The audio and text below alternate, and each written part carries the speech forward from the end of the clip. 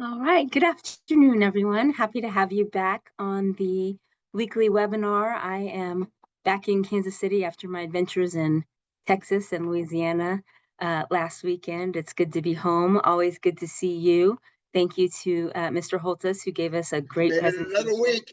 Made it another week, so 92 plus a week. I love it. Um, Great presentation last week. If you did not get to join us last week, I strongly recommend that you check out the link in our newsletter from last Thursday's presentation. We heard some real gems there, and we are on track for another great presentation today.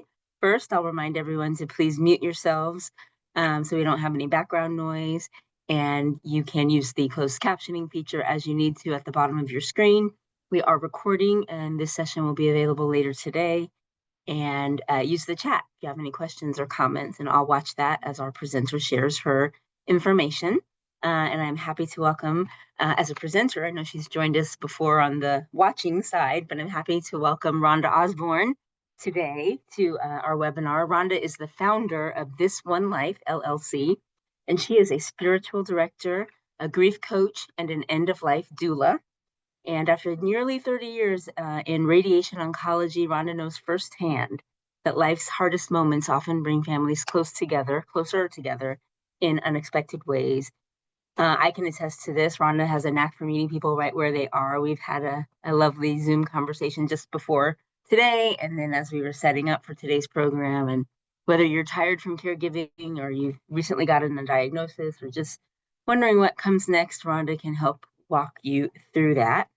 She believes accordingly that no one should walk through tough times alone, and is especially drawn to supporting families touched by dementia, as many of us are on the call today, because she understands how it's a journey that affects everyone who is involved.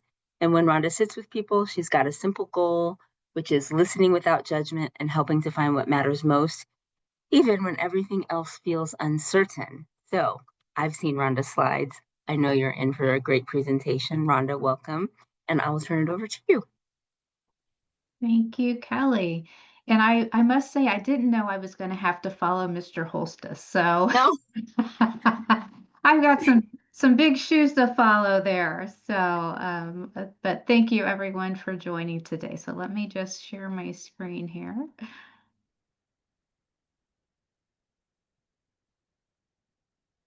All right, is everyone able to see? looks good, Rhonda. Good. Okay, thank you.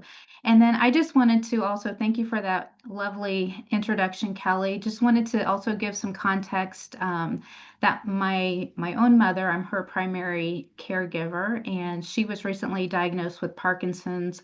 We don't have a dementia diagnosis yet. We have an appointment in March to get a baseline for her, but she told me 3 times today when we were at physical therapy that she thinks her memory is getting worse. So take that for what it's worth.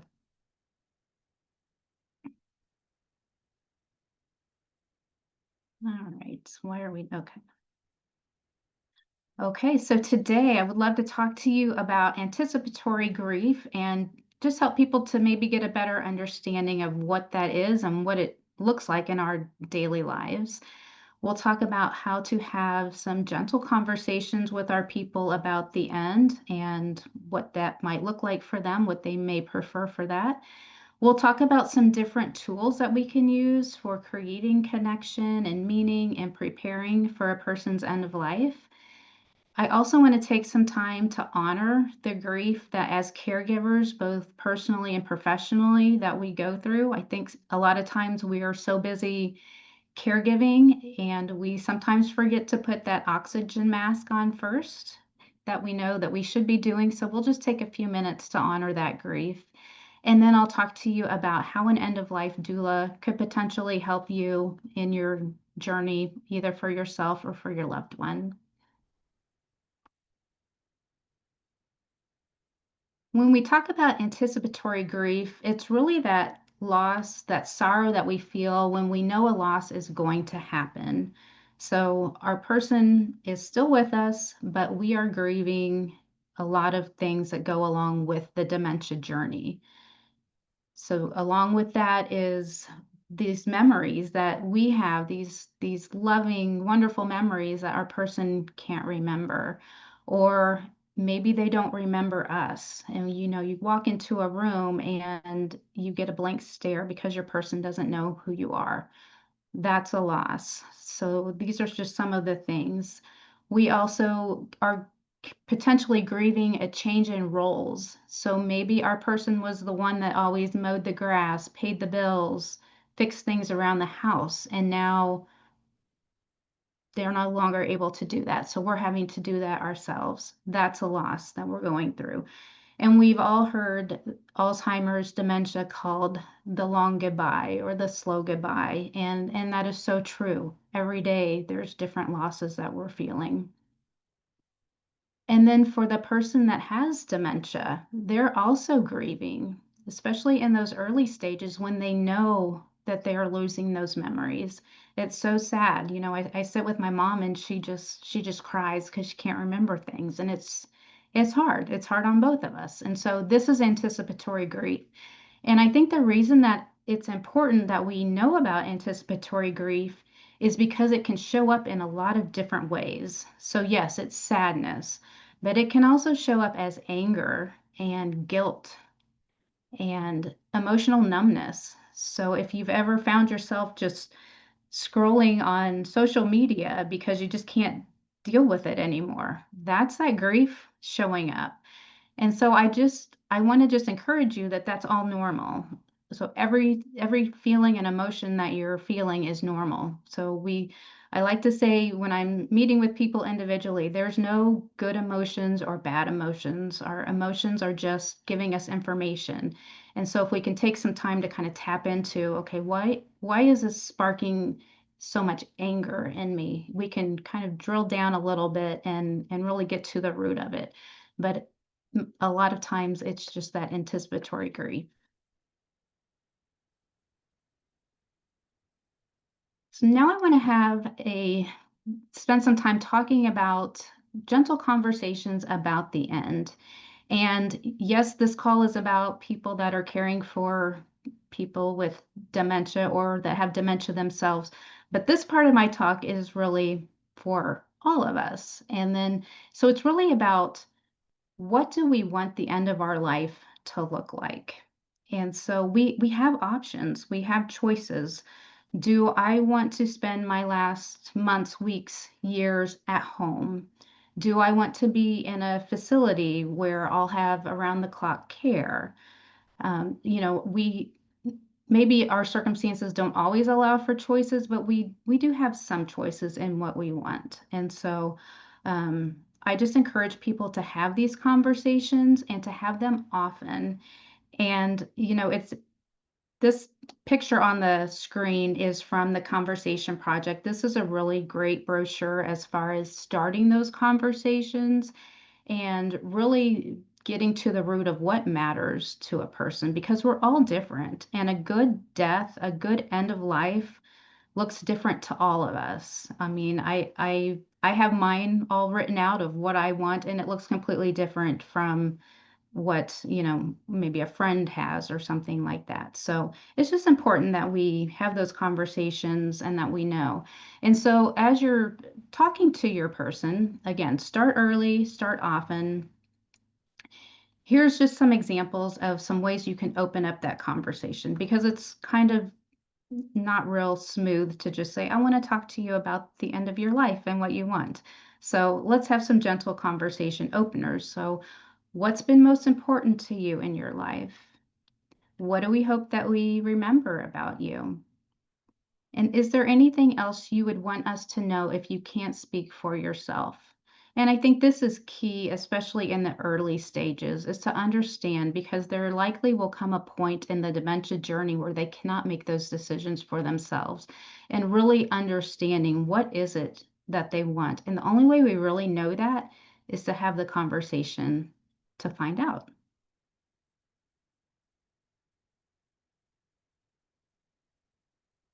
Next, I want to talk about some tools that we can use for creating memories, making meaning, and connection.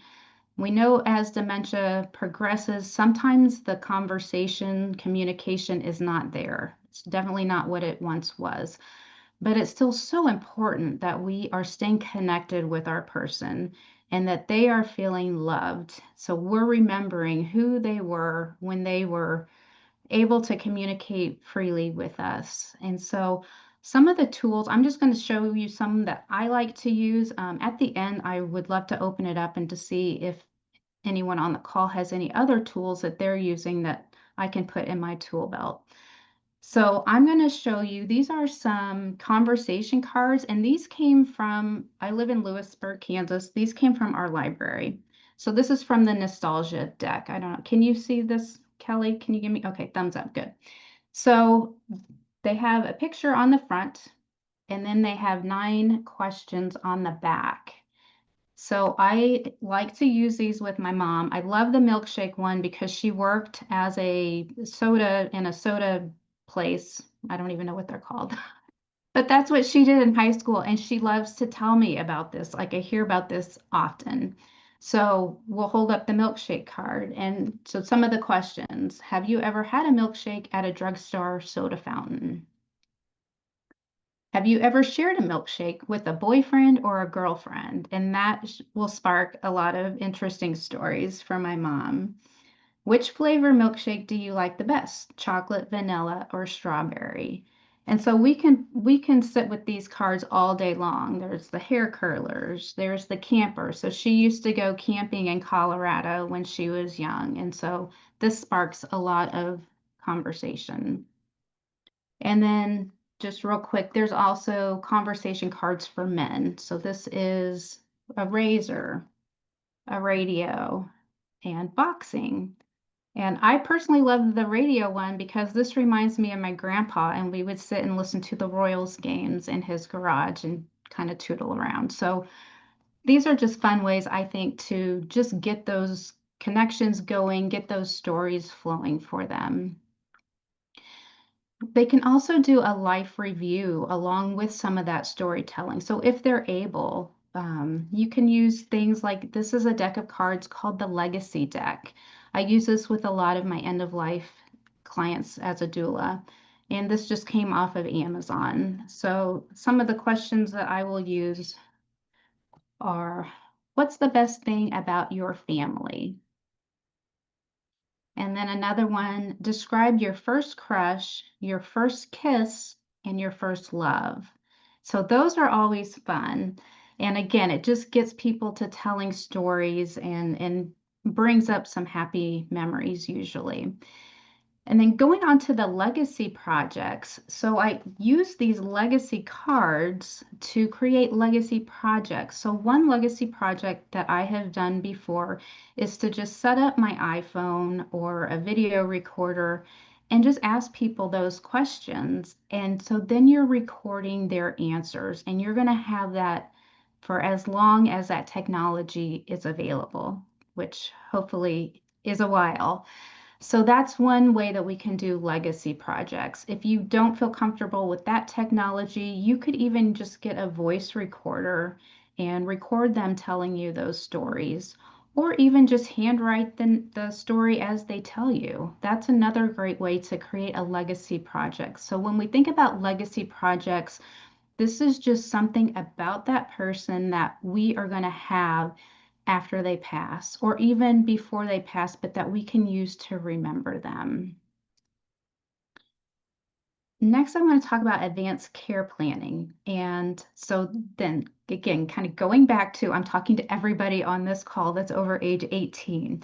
We all need to have our advanced care planning documents in place. And this is where we're naming a medical power of attorney. This is what I'm speaking of when I'm talking advanced care planning.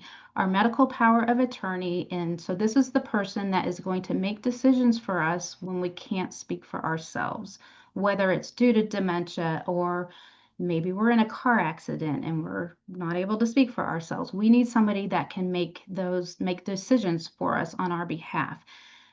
But before they can make those decisions, they have to know what we want. And so the tool that I use for this is called 5 Wishes. And it's through an agency called Aging with Dignity. And you can go online and just Google 5 Wishes and you can get one of these. The reason I like this is because it's more in depth than what you would get just from your state documents. So you can Google Kansas healthcare power of attorney and you can get your forms. But what that's going to give you is you're going to name your person and basically check a few boxes of what you want, and then it's done. It leaves, in my opinion, a lot of interpretation for the person that's having to make those decisions for you. Whereas the five wishes goes through the person that you want to make, the kind of medical treatment you want, how comfortable do I want to be, how I want people to treat me, and then what I want my loved ones to know. So I'm not going to go through the whole thing with you, but you'll see there's a lot of words in this pamphlet, in this document. But the great thing is that you're basically, it gives you several different options, but you can cross out anything that you don't want or that you disagree with. And then it gives you a lot of space to just write freehand if you have any additional comments or thoughts about it. So this is a fantastic conversation starter. So I use this also as a conversation starter. So I can say, to my best friend or to my husband or my niece or my sister, whomever I'm choosing, first of all, I'm getting permission from them to list them as a medical power of attorney. Are you comfortable with making decisions for me if I can't speak for myself? That's a lot of pressure to put on a person, and you want to make sure that they know that they've been listed and that you've kind of had that conversation that they're even okay with that. And then you can give them this pamphlet and say, I've filled out what I would want you to do if I'm not able to speak for myself. Can we talk about it? And so then that just opens up that conversation beautifully. So, five wishes is what I use for advanced care planning. Vigil planning is where we're planning for those final months, weeks, days, hours. And when I'm sitting with a family and we're doing vigil planning, we're talking about, where do I want to be? If I'm at home on hospice care, where do I want the bed to be if I have a choice? Do I want to be out in the living room where I can be around all the activity that's happening? Do I want to be back in a bedroom where it's a little bit more quiet and private? Who do I want to be around me? And maybe even more importantly, who do I not want to be there? We get to have a say of what we want our end to look like. What clothing do I want to wear? Do I have a favorite pair of pajamas that I want? Do I want socks on my feet? Do I not want socks on my feet? Do I want music playing? Do I want lavender to be diffused? So all these different things. I knew of one man that wanted ESPN Sports Center on 24/7 because that's what he watched when he was healthy and well, and that's what he wanted at the end. So, like I said, we all want something different. So, a good, peaceful, authentic death for me is not going to be the same as it is for anybody else on this call. So, it's important that we get these things in writing and have a plan so that we're not scrambling at the very end trying to figure out what our person would want. Again, these are not real easy conversations, but there's a way to have them if, and it just kind of gets our people more comfortable with what we want. If your person is not able to tell you what they want, maybe their communication skills are non-existent at this point. I would just encourage you to think back, what did they like when they would have been able to tell you what they wanted? What kind of music did they like? I know with my mom, when we go anywhere in the car, I give her a couple of choices. Mom, do you want old school country or do you want Motown today? And 9 times out of 10, she's going for old school country. And so I know that that's kind of what she's liking right now. So when we get to the end, if that answer hasn't changed, I'm probably going to be playing George Strait and George Jones the last few days and hours of her life. And I just have to go with what I think she would want.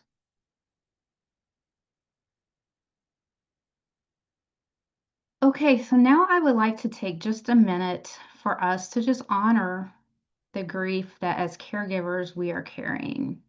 So if you are caring for somebody in your personal life, whether it's a family member, community member, friend, or if you're a professional caregiver, this is important for our professional caregivers as well. You guys have a hard job caring for people all day long.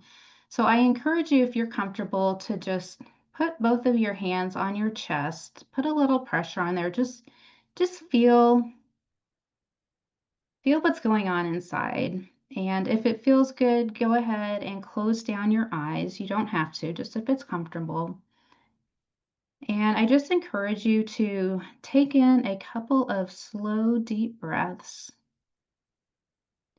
See if you can get your exhale to be a little bit longer than your inhale. So let's try to inhale for 2, and we'll exhale for 4.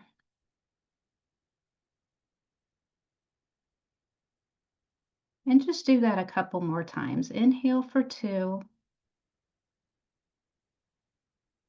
and exhale for 4.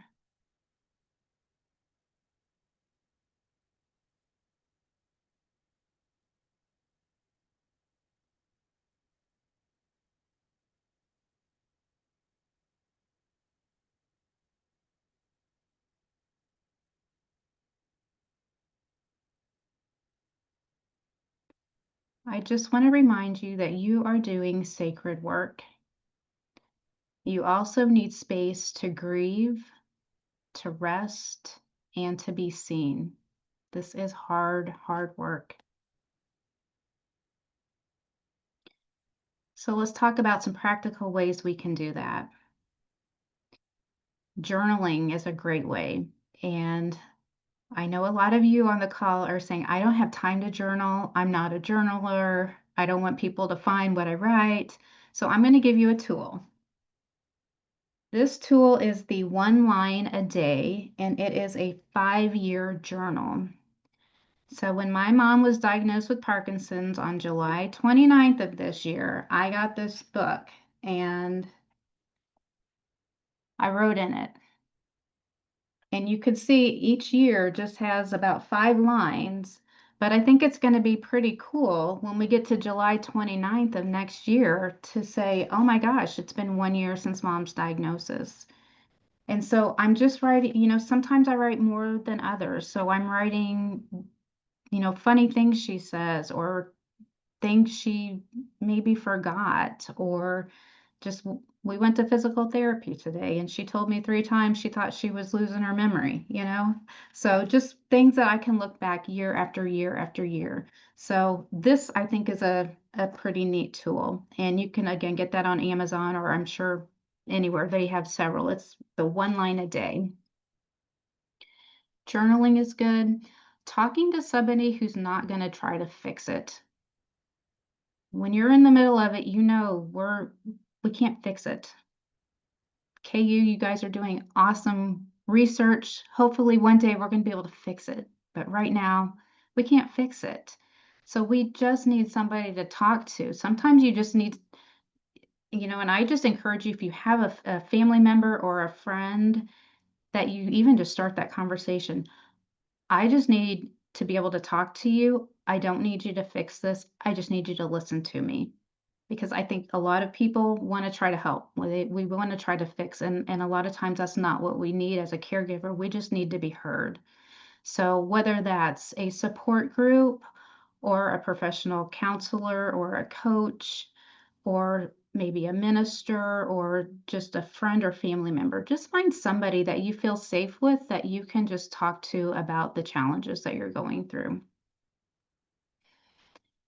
And then another option or idea is just maybe at the end of the day, you light a candle. Maybe you just spend 5 minutes, light a candle, and just give yourself permission to feel whatever you're feeling. Some days that may be joy and happiness. Some days it might be anger, resentment, whatever you're feeling. Just give yourself permission to just feel it and to be okay with it.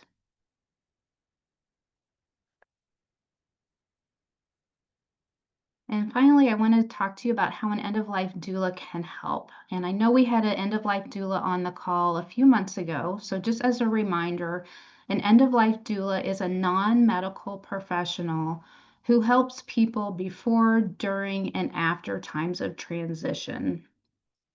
And each doula brings their own skill set to the table.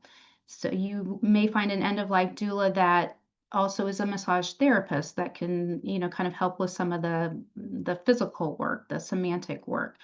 Um, my kind of specialty, I guess, as an end of life doula is my work as a grief coach and a spiritual director. So a lot of the work that I do with people is really kind of that spiritual work that we do at the end of life, because there's a lot that goes into dying. I always say dying is really hard work, when we're trying to close out one and go to another.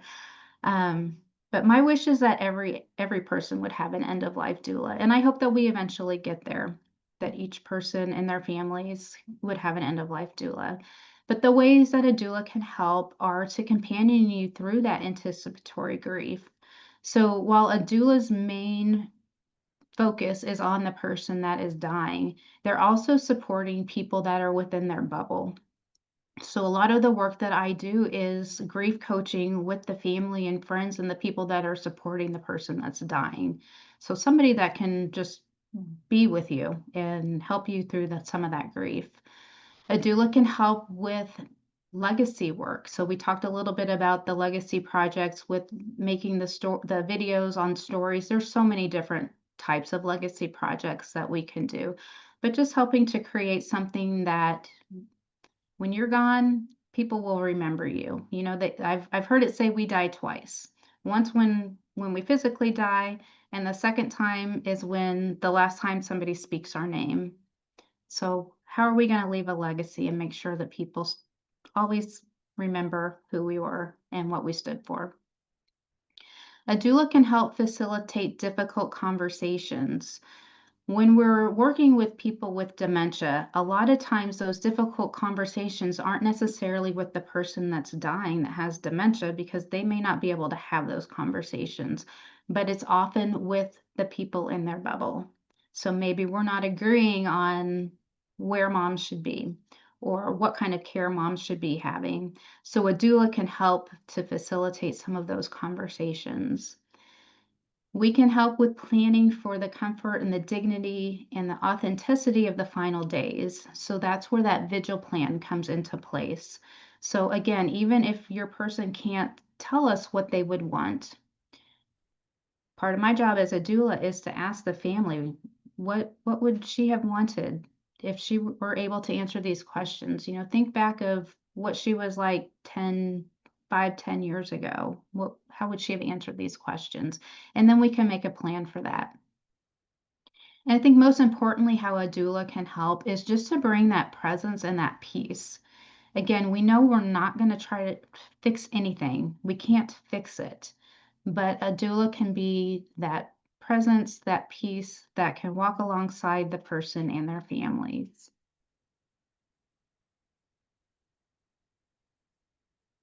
I'd like to leave you with this final thought, and that is we cannot stop the loss, but we can soften the journey with meaning, with connection, and with presence for those that we love, and just as importantly, for ourselves. So I thank you all so much for the time and attention, and I would open it up to any questions that anyone might have. And then I would also love to hear if anybody has some tools that they're using to make connection, or anything that you all are doing to honor any kind of grief that you're going through. Just any tools I can put in my toolbox, I would love to Yeah, hear about those as well. yeah, Rhonda. This is Eldine. I'm the old guy. I'm Hi, the Eldine. I'm the 92-year-old, and I have obviously in my lifetime I have dealt with the dying of many of my family, my grandparents, great grandparents, my spouse, and so forth. And the thing that you deal here, what you just talked about here, your ending statement is that we have one thing that's an absolute, which is the death. That's going to happen, but the variables are different for everyone. And what is vitally important is for the families, before we get to the where they're dying already, know what we're going to do. And my last one to die was my wife, and she died of Parkinson's. And my family were all a part of it. We had all the final decisions. We had all of this done, how she was all going to be taken care of. And that is the key, is to get ready before. Mm-hmm. And then the thing about making the decisions about the medicines and so forth. Here's the thing I tell you: if you are my advocate, I tell you that when you make a decision, you are not making the decision. I am making the decision if I were alive. I create no responsibility by making you my advocate. And so that's what becoming an advocate and so forth is so important. But the main thing is family planning before we get before we get the terminal idea about it. And so anyway, I guess I made my question kind of long, but your last statement really sums it up. We can't change the end, but what we can do is smooth the road to the end. Okay? I couldn't have said it any better. That was beautiful. Thank you. You're welcome.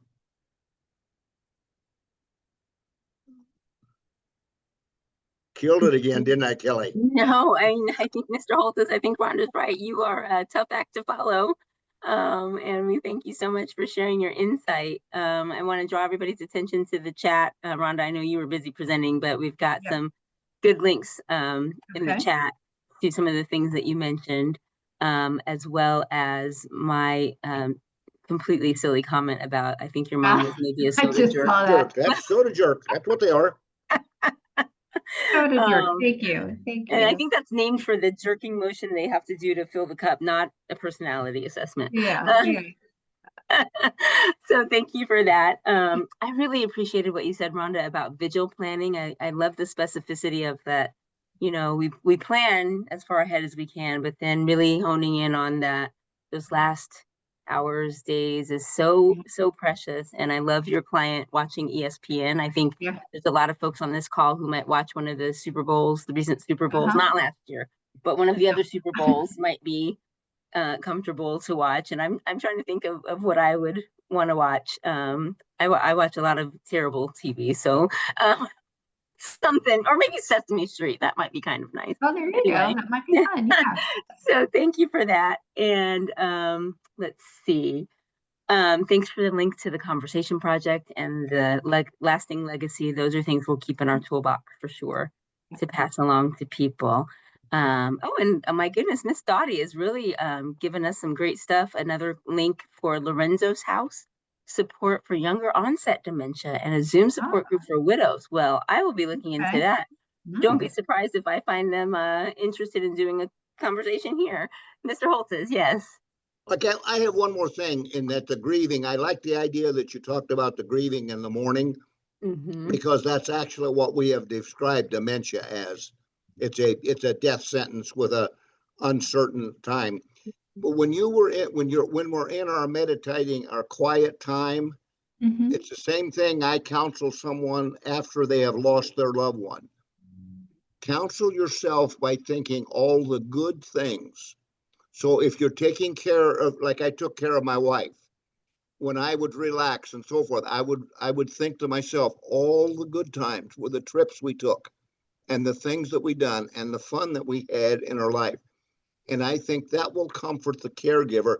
You can't completely blank your mind.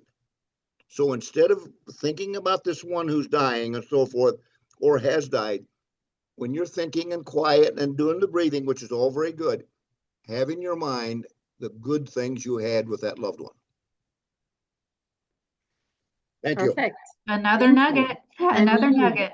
It's a good thing these are recorded so we can refer back to this. So Next week, we will have Michelle Dillon, who works for the Jayhawk Area Agency on Aging in Topeka.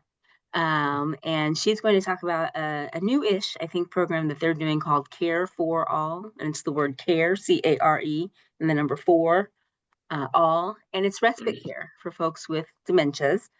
She'll tell you all the details. And if you're thinking, well, that doesn't apply to me because I live somewhere else or I'm a K-State fan or whatever it is that you have to say, know that she's going to give us some information that's broadly applicable, regardless of your location. So it's specific to the Topeka area, but also we'll talk about other resources that you might find useful wherever you are. So join us next Thursday, the last Thursday of what is this, August already. And I hear in Kansas City we're getting some cooler weather, and I hope for weather blessings wherever you all might be. Rhonda, thank you so much. I will get the recorded and posted here in just a little bit, and we'll send out the link in the newsletter on Monday. And I hope everybody has a great rest of the day, and we'll see you next time. Take care. Thank you all. Goodbye. Bye.